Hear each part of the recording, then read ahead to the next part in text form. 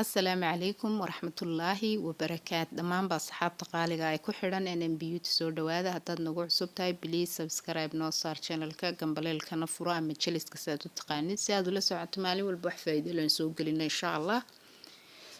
maanta maxaan idin wadnaa saxaabtada qaaliga aynu jecelnahay maanta waxaan u wadnaa wax faa'iido u leh caafimaadkooda maadaama ka soo hadalnay qaybo nolosha ka mid oo kala duwan sida isqurxinta xinaha iyo waxyaabaha guryaha decorationka lagu samaysto maanta waxaan go'aansanay inaan ka hadalno wax caafimaadkeena muhiim u ah halkan waxaad ku aragtaan quraarada khalka tufaaxa af Soomaali waxa la yiraahdaa khalka tufaaxina caadiga khal laga tuujiyay weeyaan ingiriis ahaan uu ku qoran yahay magaciisu waa kaas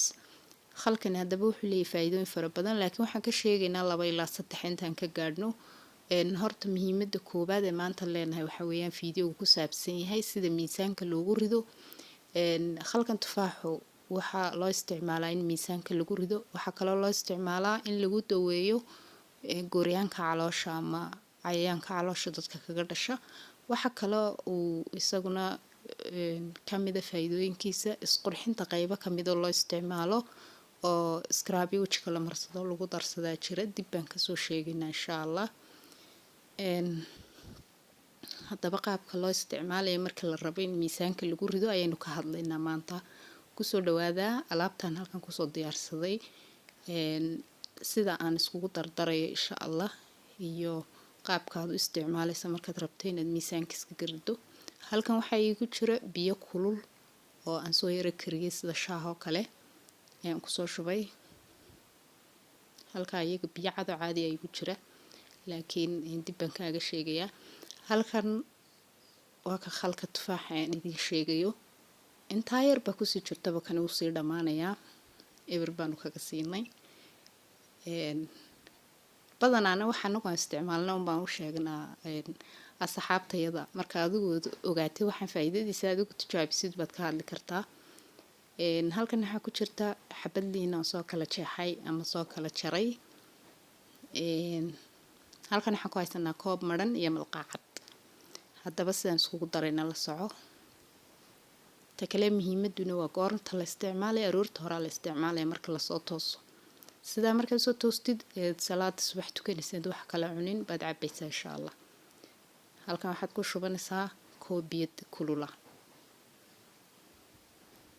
wakaas koobka markaad ku shubatid waxaan ku dari doonaa insha Allah koobkood inta shaahi caadiga ah iska yara buuxsanaysaa halkan waa kan khalko qofkii raba magaciisa halkan buu ka sawiran karaa insha Allah malqacad buuxdo malqacad cuntada aynu ku cunno oo buuxdo ayaad ku daraysaa alaabtan waxaan ku leedahay si loo ogaatid miisaan dambe kama cabanaysid insha Allah qof fudud oo caafimaad qaba ayaad noqonaysaa maadaama baruurta daimka cudur bay noqoto meel walba waxa laga ordayaa macaan iyo sonkor iyo ilaahay nooma keenay inta ku ridayna rabbiga raxmaanka ka caafiyo waxay noqotay xanuun marka sida looga ordaa kadib malqacada buuxda ku daraysaa malqacada markaad ku dartid waxa kale ku darsanaynaa jeex liina xabad liina igu jirta laakiin xabada liina kuma wada daraysid jeex kaliya baad ku darsanaysaa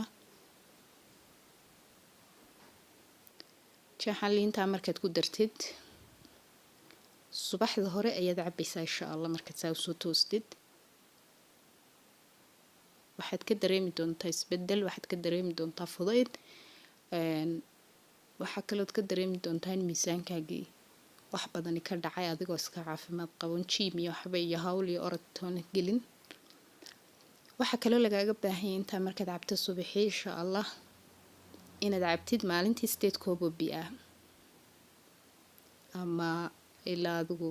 6 intaad cabi karaysid laakiin 8 koob baa wanaagsan oo biyo inaad maalintii dhan cabtid biyahaaga cad isdaba sidid waa caafimaad keliyahaaga noloshaada calooshaada si kasta in biyo caafimaad u yihiin qofkii cabi karaya كان قولنا بيها ولا سبريكرا واد عبي كرتان رورت مركان تا عبتid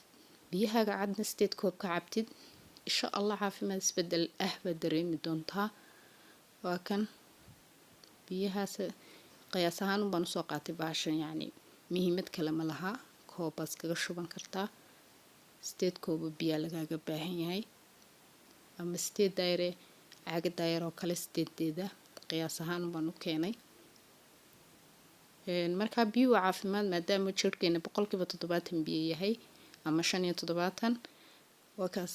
faa'iidada yar baa idin soo gudbinayna maanta. waad mahadsantihiin.